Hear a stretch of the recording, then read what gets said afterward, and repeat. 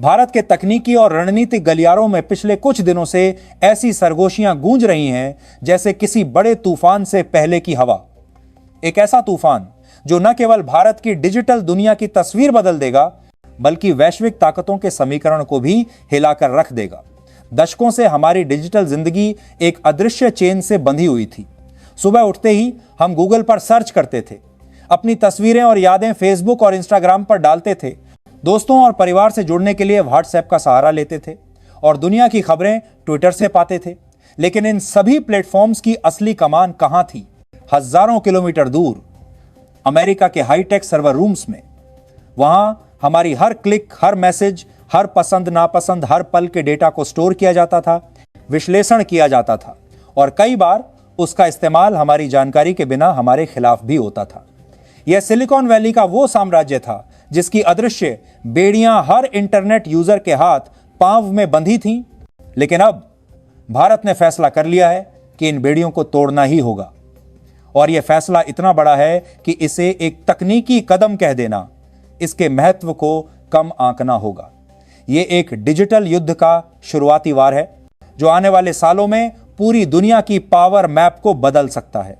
सूत्रों से जो जानकारी लीक हुई है वो साफ बताती है कि भारत अब सिर्फ विकल्प नहीं बना रहा, बल्कि एक पूरी तरह स्वदेशी आत्मनिर्भर डिजिटल इकोसिस्टम की नींव रख रहा है। इसमें सर्च इंजन से लेकर सोशल मीडिया, मैसेजिंग ऐप से लेकर क्लाउड स्टोरेज तक हर चीज भारतीय नियंत्रण में होगी। इसका मतलब यह है कि आने वाले वक्त में भारत के नागरिकों का डेटा भारत के अंदर ही रहेगा और किसी विदेशी ताकत के हाथों में नहीं जाएगा।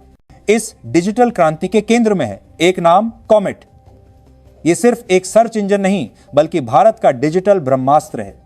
इसे गूगल का विकल्प कहना भी कम होगा, क्योंकि कॉमेट को इस तरह डिजाइन किया गया है कि यह भारत के लोगों के लिए भारत की जरूरतों के हिसाब से काम करे। जहां गूगल के सर्वर अमेरिका में होते हैं, वहीं कॉमेट के सारे सर्वर भारत की धरती पर होंगे।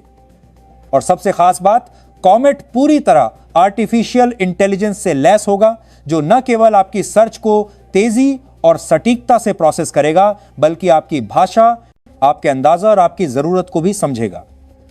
भारत के लोग अब अपनी मातृभाषा में सर्च कर पाएंगे और जवाब भी उसी भाषा में मिलेगा, चाहे वह हिंदी हो, तमिल हो, बंगाली, पंजाबी, उर्दू, मराठी या कोई और। अब जरा सोचिए, अगर आप किसी चीज के बारे में जानना चाहते हैं तो आपको ना तो अंग्रेजी में टाइप करने की जरूरत होगी और ना ही किसी विदेशी सर्वर से गुजरना पड़ेगा। आप बस अपनी भाषा में बोलेंगे दिल्ली का मौसम, और कॉमेट आपको तुरंत ऑडियो के जरिए आपकी भाषा में जवाब देगा। और सबसे बड़ी बात, यह जवाब और यह डेटा सिर्फ आपके और कॉमेट के बीच रहेगा।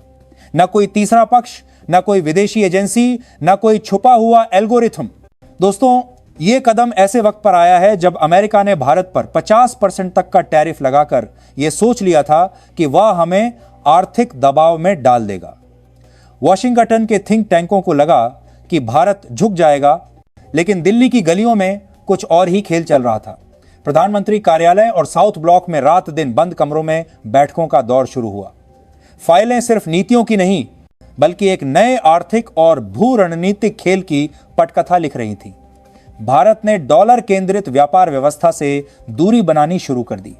तेल, गैस, रक्षा उपकरण और तकनीक की खरीद में स्थानीय मुद्राओं और वैकल्पिक पेमेंट चैनलों का इस्तेमाल बढ़ा दिया गया। रूस, ब्राजील, दक्षिण अफ्रीका और कुछ यूरोपीय देशों के साथ भारत ने ऐसे समझौते किए जिनमें अमेरिकी डॉलर को पूरी तरह बायपास कर दिया गया। यह कदम अमेरिका के लिए किसी सीधे हमले से कम नहीं था, क्योंकि डॉलर ही उसकी असली ताकत की रीढ़ था। और अब इस आर्थिक जवाब के बाद भारत ने डिजिटल मोर्चे पर भी अपनी चाल चल दी है।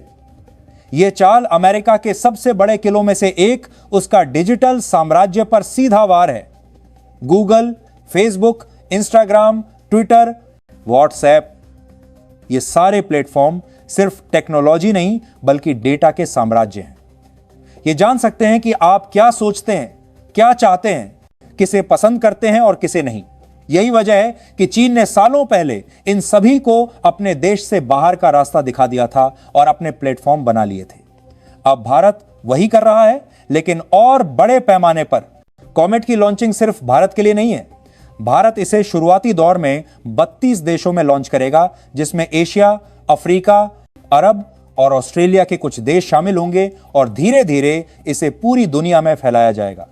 यह कदम अमेरिका के लिए किसी डिजिटल सुनामी से कम नहीं, क्योंकि भारत में ही गूगल, इंस्टाग्राम, व्हाट्सएप और ट्विटर के सबसे ज्यादा यूजर्स हैं।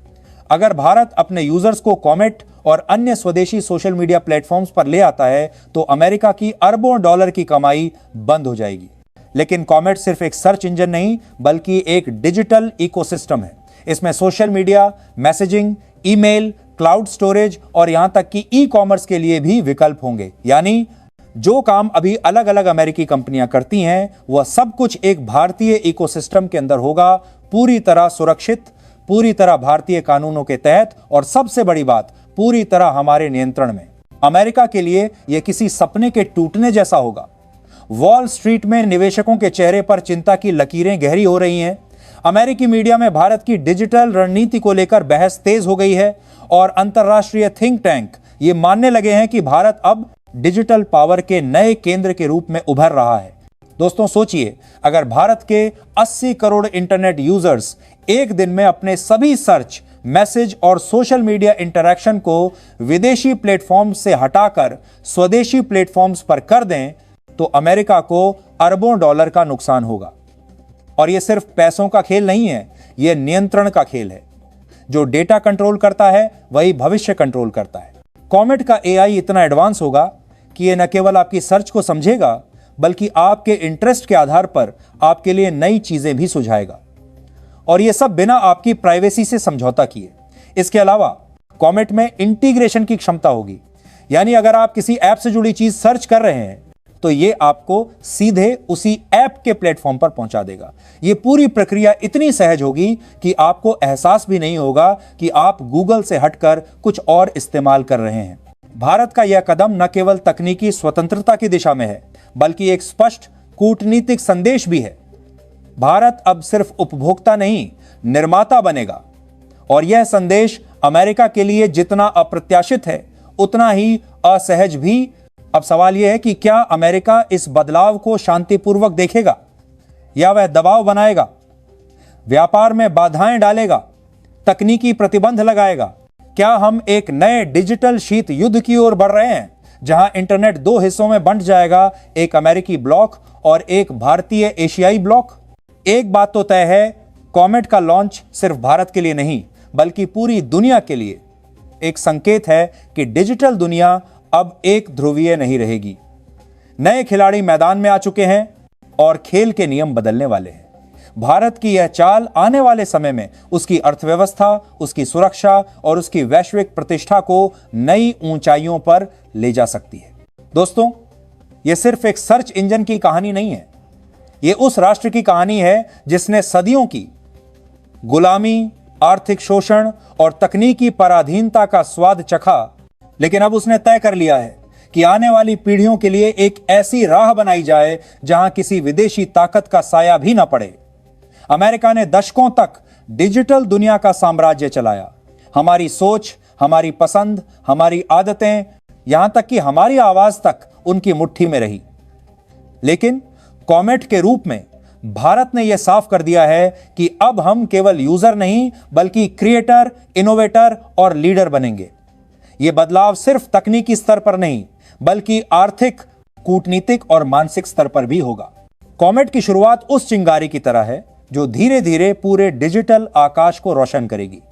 जब भारत अपने social media, messaging apps, payment system और नेविगेशन तकनीक में पूरी तरह स्वदेशी होगा, तब हमारे डेटा की सुरक्षा, हमारी डिजिटल आजादी और हमारी वैश्विक पहचान सब हमारे हाथ में होगी।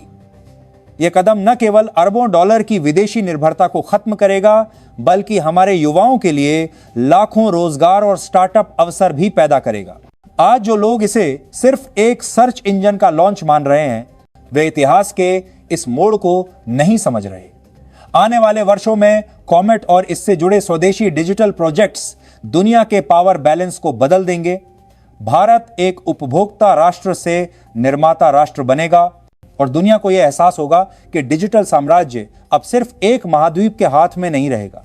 ये सिर्फ भारत का डिजिटल स्वतंत्रता संग्राम नहीं, ये पूरी दुनिया के लिए एक संदेश है। तकनीक का भविष्य उसी के हाथ में होगा जो अपने डेटा, अपनी सोच और अपनी पहचान की रक्षा कर सके। और आज भारत ने यह पहला निर्णायक कदम उठा लिया है। यह शुरुआत है एक नए युग की, जहां भारत न सिर्फ डिजिटल मानचित्र पर मौजूद रहेगा, बल्कि उसका